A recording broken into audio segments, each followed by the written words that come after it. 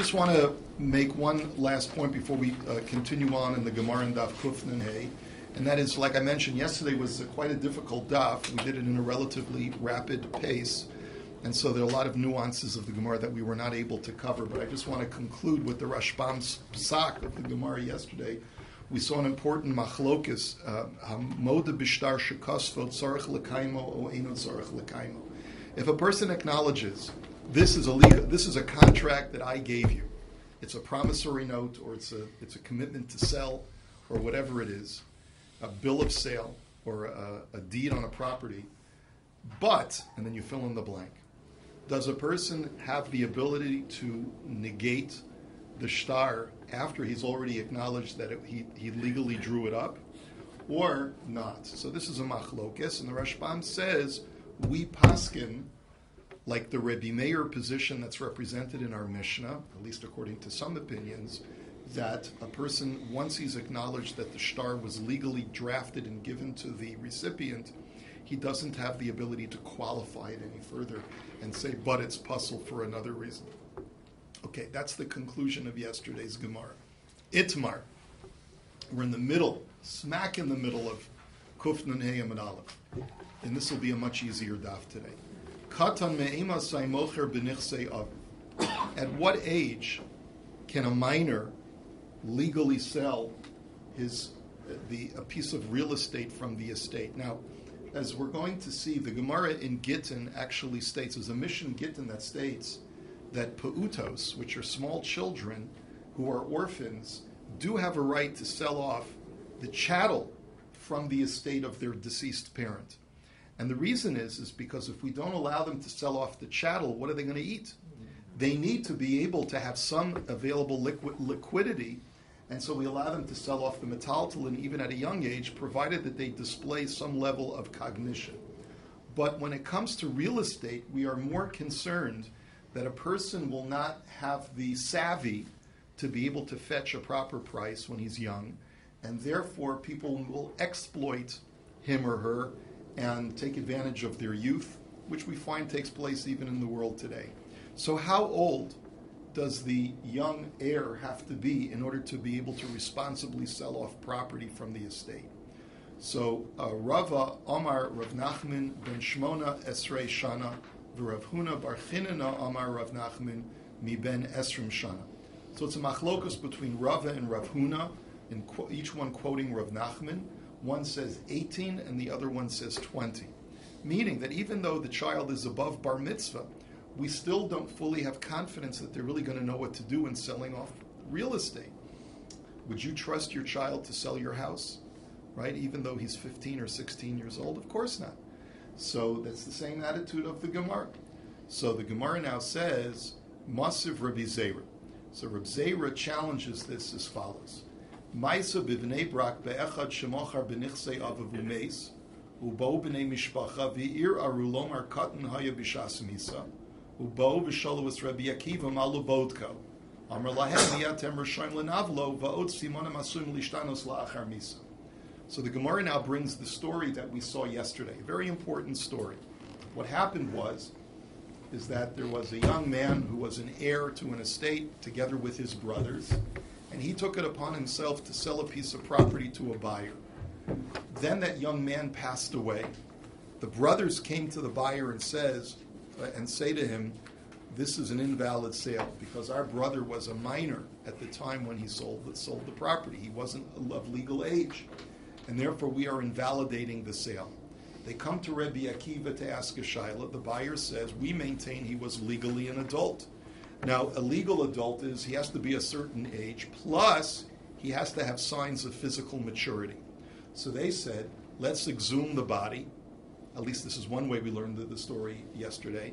Let's exhume the body, check to see if there's signs of physical maturity, and that'll prove our point. So Rabbi Akiva said, no, there's two reasons not to. Number one, you should not desecrate and disturb the dead. And number two, even if you were to get a heter to dig him up, but the body changes post-mortem such that things that might look like signs of physical maturity might not have been that way when the child was alive. So the Gemara now, that's the conclusion of the story. The problem is like this. Bishlam Laman Domer ben Shmona Esrei Shana Hainu Deka'asu Va'amru Le Mahu Lebodim.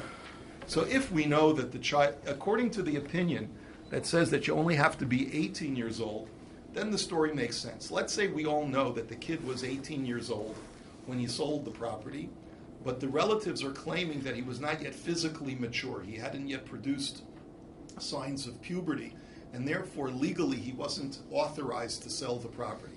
Then that would be a good reason for them to dispute whether he was physically mature or not. However, Elai Omart mi ben Esrim ki bad kulei my havi v'hatnan ben Esrim shlohev yishtei saros yoviu raya shuhu ben Esrim v'hu hasaris l'choletz v'lo miyabim. But if the minimum age to sell property is at the age of 20, if a man has not produced pubic hair by the age of 20, then we still deem him legally as an adult. And we simply say that he's a eunuch. He's someone who doesn't hormonally has an abnormality and will not produce pubic hair, and will also not have masculine hormones, right? And as a result, he's not capable of reproducing. He won't be able to have children. And therefore, if his sister-in-law falls to him for yibum, there's no mitzvah of yibum or chalitza in this case, because the Torah only says there's a mitzvah of yibum when the brother who survives has the capability of reproducing, of procreating, but this young man does not. The problem is, how can you tell me let's exhume the body? Once he's 20 years old, an exhumation will not prove anything. Even if you show that he doesn't have physical signs of maturity, he's still legally an adult. So what were they trying to prove according to the opinion that you have to be at least 20 years old? That's the kasha. So the Gemara says no. La vitmar Allah, Amar Rav Shmuel bar Rav Yitzchak Amar Rav, v'hu shenoldu bo simone sris. He says, no, you didn't understand the Gemara over there. When the Gemara there in Yevamah says that if he doesn't produce pubic hair by the age of 20, he's a eunuch, and therefore he's not going to ever produce any signs of puberty, that's only when his lack of hair production is accompanied by other symptoms. Those symptoms are discussed in the Gemara in Yevamah Sandaf Pei Amid Beis. Some of the symptoms are that, let's say his skin has a certain brightness to it, or like the Gemara says, when he comes out of a hot bathhouse, there's no steam that rises off of his shoulders. When he urinates, there's no froth on the urine. The Gemara says those are all signs that, together with the fact that he has no pubic hair, is a sign that he's a eunuch. But if he just hasn't produced any pubic hair, but he doesn't have those accompanying symptoms, then that's not a sign that he's necessarily a eunuch. It could simply be that he's very late he's very late in puberty, and we still have to hope that he will become pubescent at some later date. And therefore, Taka, there was a right, even after the age of 20, to argue that he wasn't legally an adult because he hasn't yet reached puberty. And Amar Rava dikanami dikatani v'hu hasaris shmamina. And Rava says that's actually implied in the language of the Brisa, because the Brisa says, or the Mishnah says, that if he's 20 and he hasn't reached pubic hair, that is the well-known eunuch that we've been talking about when he's accompanied with those well-known symptoms that we were talking about previously. So that's the language that implies the eunuch, meaning the eunuch that we've been talking about that has other symptoms as well. So the Gemara now says, V'chilo noldu lo simone sris ad kama, but there has to be a maximal age where at some point we say that he's got to be so old and he still hasn't produced pubic hair, he still must be deemed legally as an adult. So if it's not 20, then what is that age? So Tani Rabbi Chia ad rov shenosav, until he reaches the majority of an average human lifespan. Average human lifespan is 70 years in the times of the Gemara. So therefore, if he reaches 36 and he still hasn't produced pubic hair, that's a sign that he's an adult and he will probably not produce any hair at any later date. So he can't sell property until he's 36? That's right, according to this opinion. Right. Now, ki asa lakame de Rabbi Chia, ikachish amar lahu livri, v'ivri amar lahu lichosh, dahani simonim zimnin da'asu machmas chishusa, zimnin da'asu machmas briusa. Just a side point, the Gemara says that when a young man was brought before Rabbi Zera, the parents were concerned. My kid hasn't reached puberty yet. Right? What should we do? Today, Bob, what would we do? We'd give him some hormones, right? Hormonal therapy. You have to first look and try to, once we establish the diagnosis. Yeah, right. But in the times of the Gemara, they didn't have hormonal therapy. So what was the solution? So Rabbi Zera said, it depends. He says, sometimes a lack of puberty can be a result of weakness, a weak constitution, in which case he would say, you got to fatten him up, feed him some flesh, give him some meat, give him some healthy food, send him off to summer camp, get him some exercise, whatever. And sometimes the lack of puberty was a result of excessive strength, of excessive hardiness. And therefore, Rabbi Zera would say, you got to weaken him a little bit. In other words, reduce his diet and don't let him exercise and run around as much. Is there any truth to that? I don't think so, although I had a very sad case of a man who came to see me. He was about 45 and he had not attained puberty. And he was from Italy, and he told me that the ladies in the town told him that the reason he didn't mature is because he cried too much as an infant. It was so sad. It was so sad. Were you able to help him? Yeah, he had pan hyperpituitarism, which is his pituitary gland wasn't functioning. All of his thyroid was out, his adrenals were out, everything was gone, and we had to sort of pump him with all kinds of hormones. And he did actually go through puberty. That was interesting. Don't athletic girls sometimes... What's that? Athletic girls, don't they sometimes mature a little later? It's their period. Okay, anyway. Ibayalahu. Tochzman ki lifnei zman o kol acher zman. So now the question is, what if it's the year before 18 or 20? Like, let's say the child is 17, he's in his 18th year. Or he's 19, he's in his 20th year. Does he have the authority and the maturity to sell real estate or not? So, Rava Amar of Nachman Tochzman Kilifnei Zman, Rava Bar of Shila Amar of Nachman Tochzman Kila'acher Zman. Once again, a machlokes, this time between Rava and Rava Bar Rav Shila. One says that the 17th or 19th year is too early, and the other one says, no, that's good enough, it's like being 18 or 20. So, V'had de Rava lav beferish itmar ela michlala itmar. And the truth is, our surmisal of Rava Shita, that when he's 19, it's not the same as being 20, was not actually a real statement of Rava, but it was inferred by a case that occurred. What was the case? The Ahu Tolzman, the Azul Zavin, the Asa Lakami de Rava. Amar Lahu Lo Asa Velo Klum. So there was a young man who had not yet reached the age of 20, and he went ahead and he sold property. And Rava paskined that his act was invalid. So man dechaza sover mishum detotzman kilifnezman. The onlooker who saw this assumed it was because he hadn't yet reached the proper age. V'lo hi hasam shtusa yaser techazabe dehabaka mishachar lehula avde. So he says, but that's not true. In reality, we don't know what Rava would hold in a normal case. In that case, the reason why Rava paskin that he wasn't qualified to sell real estate was not because he was too young, but because the young man displayed signs of being foolhardy, in that his father had died, left a whole estate, including slaves. And this young man was a bleeding heart snowflake liberal, and he went ahead and he freed all of the slaves from the estate. He said, oh, how can anyone own another human being?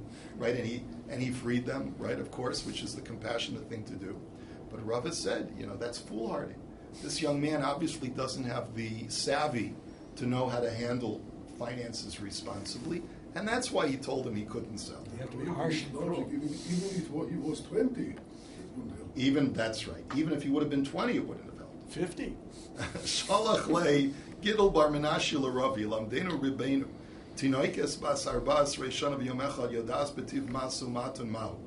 So the Rashbam learns that this question is, again, talking about real estate, not talking about chattel. It's an interesting shaila because he's asking him, what about a girl who's 14 years old, but after you speak with her, you can see she's extremely savvy, she's studied the real estate market, and she knows exactly what to do. Is she able to sell off a portion of the estate? So shalach leim yodas betiv masu matan mekcha mekachu memkara memkar.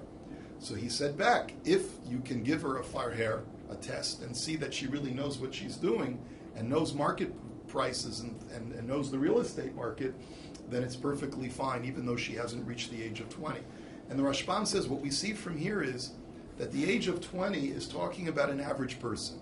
He's not mentally disabled, but he's also a very innocent, unlettered kind of person who doesn't know the ways of the world.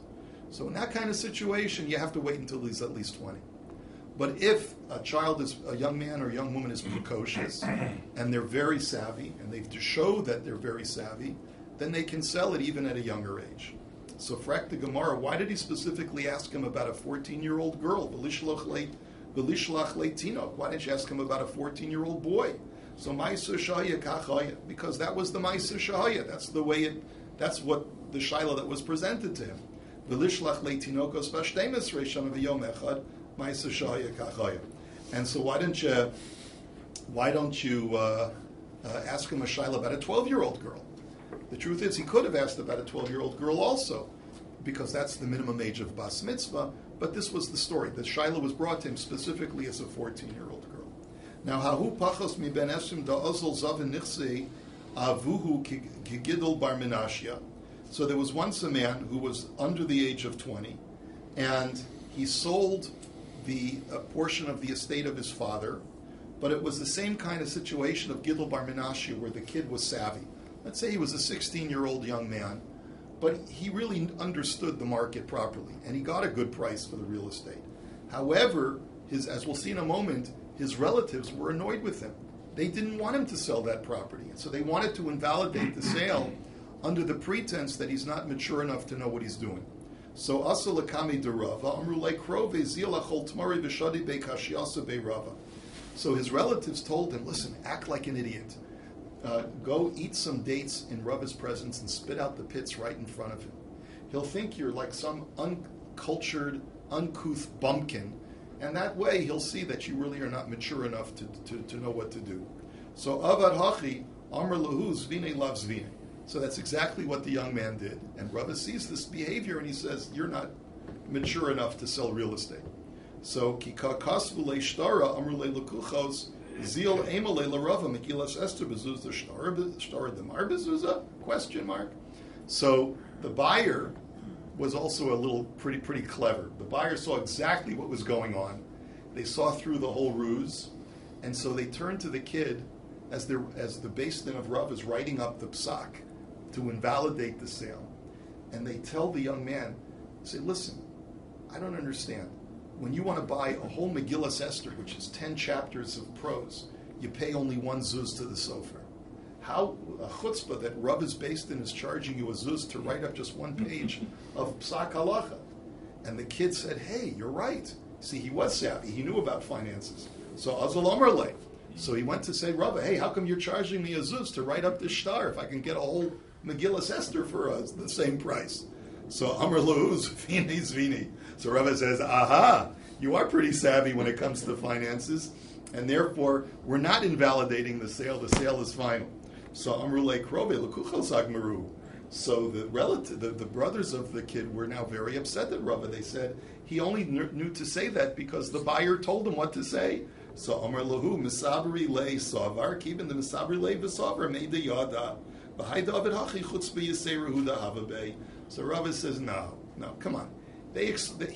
Your brother, your 16-year-old brother understood very well what they were explaining to him. It's not like he was just parroting what they said. They explained it to him, and he understood that financially he was getting ripped off. And since he understands what it means to be taken advantage of, then we're going to let the sale be final. Why did he spit out the pits? He had chutzpah.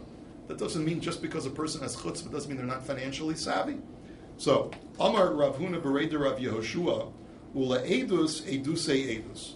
Eduso Edus. He says, even though a 20, under 20 or under 18 is not kosher to sell real estate, he's still kosher to be a witness on any transaction.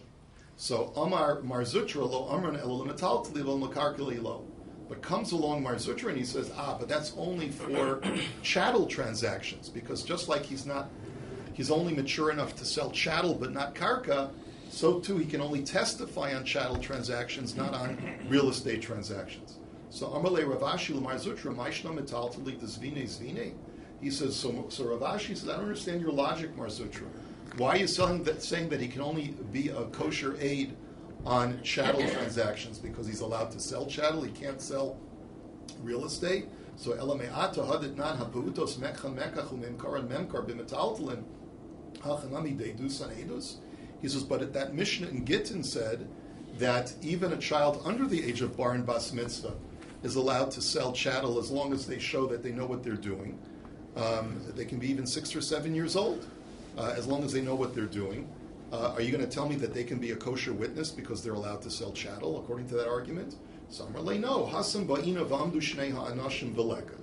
He says, no, in that situation, I agree. Listen, you need 2 criteria. One, to be a kosher aid, you need to be legally an adult. So you have to be at least bar bas mitzvah. And number 2, you have to be savvy enough to know what's going on. So since under the age of 18 or 20 is not savvy enough to sell real estate, they're also not savvy enough to testify about real estate. But since they're savvy enough to sell metaltalin, sell chattel, we allow them to testify on the sale of chattel. And what if he's like we had before, that he's very much the young lady who could sell the property? So you'd have to give her a farher. Yeah, if she Give him the farher for the edus. Yeah, in achinami, probably the same would apply. Amar Ameimar, umatnaso matana. Then Ameimar says another chiddush. He says that even though we don't trust under the age of 18 or 20 to sell real estate, we allow such a young man or woman to give a gift of real estate from the father's estate as a gift, which is surprising, right? So Amar Lei Ravashi Ameimar Hashdo Mazvini de Makabel Zuzi Amar Telo Dilma Mozul Mazbin Kolshkin Matana Dilomatu Level Omili. So Ravashi again questions the Ameimar. He says, if anything, it should be just the opposite. Even if the kid is getting cash for a sale, we invalidate it because we fear he's getting ripped off. Then surely when he's getting nothing for the property, we should worry that he's being exploited in some way, and someone's just taking advantage of him, and we should invalidate the gift. So Amar Lei Beli Taimech Zavin Shavi Chamsha B'Shisa Hachanami Dezvine Zvini. So Ameimar says to Ravashi, he says, listen, no, it's not the concern that we're worried that a kid of this age is always going to get exploited, and therefore we can infer from there that if we know that there was no exploitation, that will validate the sale. Because let me give you an example. He says, let's say a kid who does not have the savvy, but he got lucky that he found a buyer who was very honest, and he sells a piece of real estate that's worth 5, and the guy gives him 6 for it. Are you going to say that you're going to uphold the sale in that case because the buyer was honest? No. Chazal made a low plug. They made a general rule across the board that any time someone is younger than 18 or 20, they can't sell real estate, regardless of whether they were being exploited or not. But the concern is because of the coins, about exchange of cash that's taking place, and that's what the Gemara is going to speak out.